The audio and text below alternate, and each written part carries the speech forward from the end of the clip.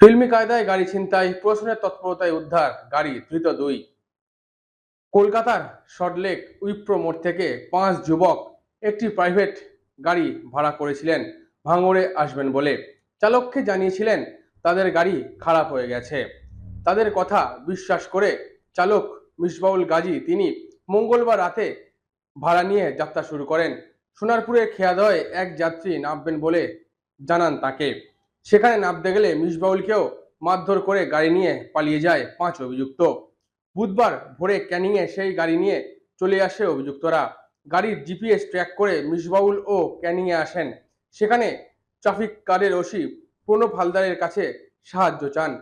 সকাল থেকেই তিনি এই বিষয় নিয়ে ট্রাফিক গার্ডকে সব খুলে বলেন। ওসির নেতৃত্বে ট্রাফিক গার্ডের পুলিশকর্মী সিভিক ভলেন্টিয়ার তল্লাশি চালিয়ে গাড়িটিকে উদ্ধার করেছে।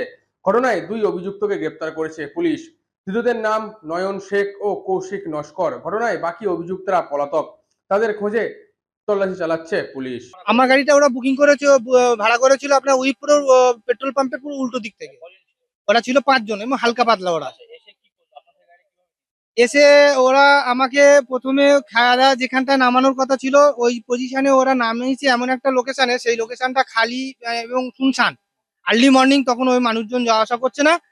আর ওরা জানে যে এই রাস্তাটা ফাঁকা থাকে।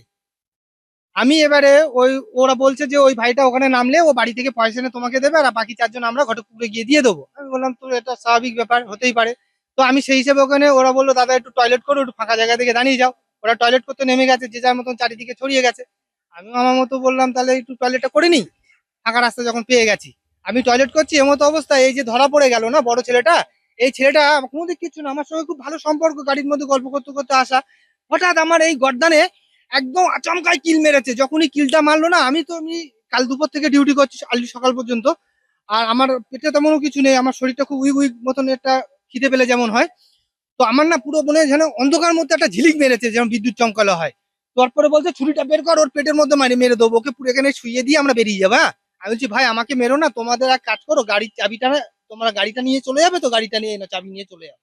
বলে আমি চাবিটা দিয়ে দিলাম, আমার হাতে মোবাইলটা ছিল, বলছে ওই মোবাইলটাও দে। আমি মোবাইলটাও দিয়ে দিলাম জীবন বাঁচানোর অপেক্ষায়।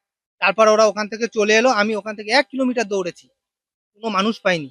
একজন শেষ পর্যন্ত আপনার আমি আসার সময় ক্যানিং থানার যে সিভিক আপনার ট্রাফিক গার্ড ছিল, আমি তাদেরকে রিকোয়েস্ট করলাম যে স্যার আমি এই বিপদের মধ্যে আছি, আমার গাড়ি ট্র্যাক করে ধরা পড়েছে, আপনার ক্যানিং ব্রিজের ওখানে আছে, আপনারা প্লিজ আমাকে একটু হেল্প করেন, আমার এখানে তেমন কিছু। ক্যানিং থেকে প্রিয় মুখার্জি রিপোর্ট, কলকাতা টিভি।